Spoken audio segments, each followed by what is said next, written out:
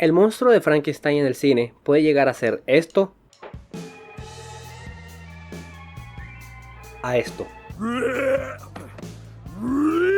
Un personaje que en el cine está sobreexplotado, exprimido hasta el último centavo, pero que es un personaje que marcó hitos tanto del mundo cinematográfico, filosófico y también de la historia. Creado originalmente de un libro por Mary Shelley, después adaptado en el teatro hasta llegar al cine. Tomaremos inspiración y material para hablar las principales películas de Frankenstein. Y una que otra película spin-off, son un montón de películas y tengo la suficiente vida social, no la tengo, y cosas que hacer como para verlas todas. Y aunque en un futuro pueda hablar de ellas, hablaremos de cine, fotografía, filosofía e historia, de todo lo que rodea esta película. Así que pónganse cómodos, dejen los teléfonos a un lado, suficiente TikTok por hoy y comencemos.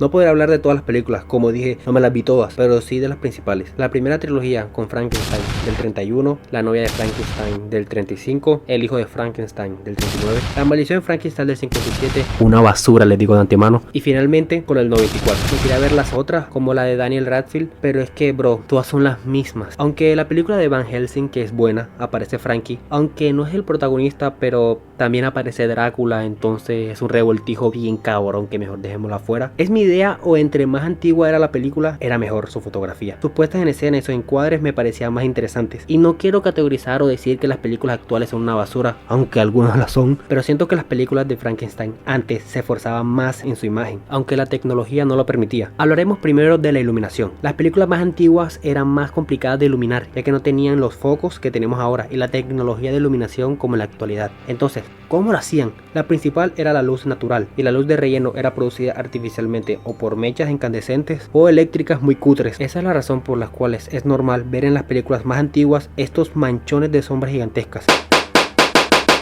o sombras que pueden llegar a arruinar la escena. Pero, en Frankenstein del 31, la iluminación no es solo eso, y llega a ser más interesante de lo que uno puede pensar. La imagen a blanco y negro permite hacer muchas cosas a su favor. La luz que se utilizaba para iluminar era de una temperatura cálida. Esto provocaría que se viera de un color más cálido la imagen, pero de suerte para su época, esto iba a blanco y negro, con lo que se podía usar a su favor esta herramienta de iluminación. Lo vimos en Nosferatu y en varias películas de su época, y también entra en Frankenstein. Esa sombría apariencia en las escenas, y algo curioso que espero que noten en la película es ese maquillaje que usan los personajes. O sea, entre más HP sea tu personaje, más maquillaje oscuro tienes. También depende de la situación y la escena. Lo vemos en Víctor en varias ocasiones, en personajes tipo villano y más personajes. No olviden que este maquillaje o aspecto también comunica al espectador. O sea, somos seres que todo entra por los ojos. Por favor, no se hagan los chistosos y saquen de contexto esto. Desgraciados. La arquitectura en los escenarios es algo a destacar con esta temática tétrica, y sobre todo me gusta mucho cuando usan estos fondos falsos que se usaban anteriormente en el cine. Ahora son fondos verdes o azules llamados cromas. Después estas imágenes son pasadas por ordenadores potentes que renderizan la imagen, y esto cambiará en un futuro. El primer paso para este cambio futuro lo hizo la serie de Mandalorian, con esta pantalla gigantesca que daba la ilusión o la imagen que se necesite, pero esto cuesta un cojonal de plata y aún la tecnología no está tan avanzada para que sea tan común en el cine. Pero se lo digo yo, un experto en el cine, nada, es una broma, solo me he visto algunas películas, que esta tecnología será el futuro del mundo audiovisual. De pronto podremos hablar de este tema en un futuro video. La fotografía de la película de Frankie, ni hablar, es algo bueno, pero ¿por qué? El comienzo de cine es algo demasiado teatral, por eso esas expresiones faciales tan marcadas de los actores, su expresión corporal tan comunicativa. El teatro no solo es escuchar al actor, es ver sus expresiones corporales, eso es lo que comunica. Por eso si le quitamos el audio y dejamos en mute algunas escenas de la película, vamos a saber qué está pasando o lo que el bastardo de Frankenstein quiere comunicar. Hay muchos objetos que interactúan con el ambiente y que hacen ganar más información a la imagen.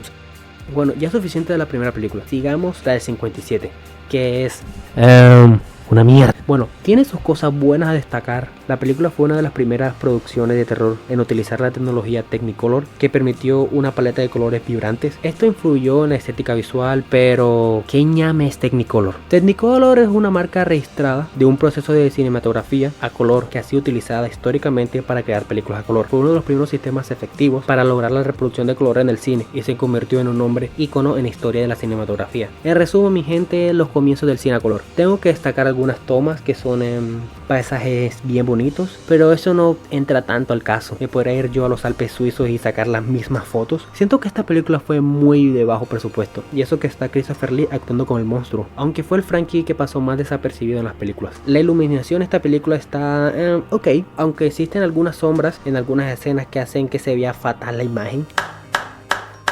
Pero bueno, ¿qué más se puede hacer? Eran los años 57, pero películas estrenadas en su época contaban con mejores iluminaciones.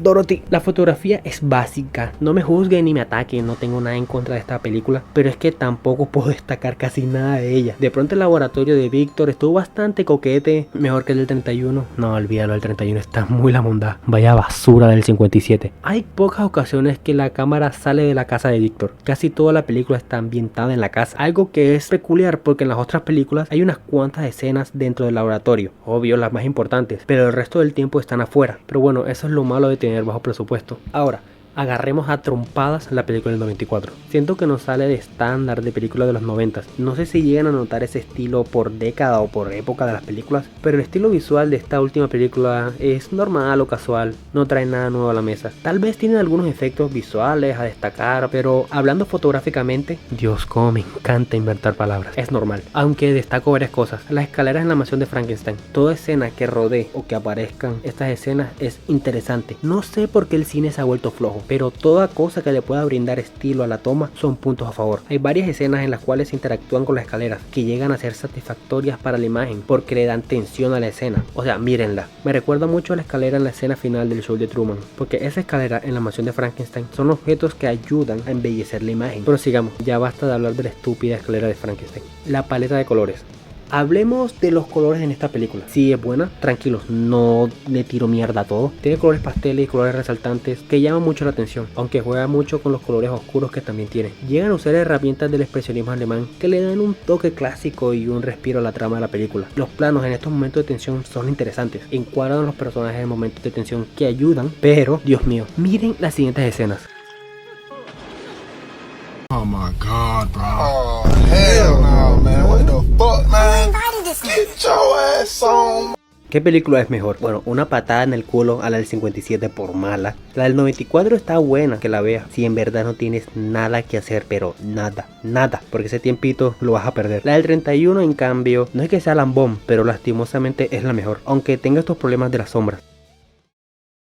El hombre siempre ha querido crear vida. No es una idea de ahora poder traer de los muertos a nuestros seres queridos. Desde que el humano le tiraba piedra a los mamuts y se peleaban con Diego para que no se los comiera, ha existido esa necesidad de no morir. O en la que concierne la película, en crear vida. Bueno, aquí hay que separar las películas, porque casi todas buscan intereses diferentes. La primera del 31 y la del 57, como otras, buscan por medio de la ciencia traer a la vida a seres muertos, lo que no pasa en la del 94. En esta, la madre de Víctor muere, dejándole un gran dolor, y después muere Elizabeth, su esposa. Esta es la necesidad de crear vida o traer de los muertos a seres queridos. Pero algo que tienen en común todas las películas, que es la necesidad de retar a Dios en la creación de vida. Víctor Frankenstein no es un científico que se ha vuelto loco, es uno que ha perdido la brújula moral. Expliquemos una cosa que tenía que hacerlo desde mucho antes para poder seguir. En ningún momento de la película se le da un nombre a esta bestia creada por Víctor. Frankenstein es el apellido de él, pero en ningún momento al monstruo se le da un nombre. Lo más cercano es el nombre de Creature o criatura.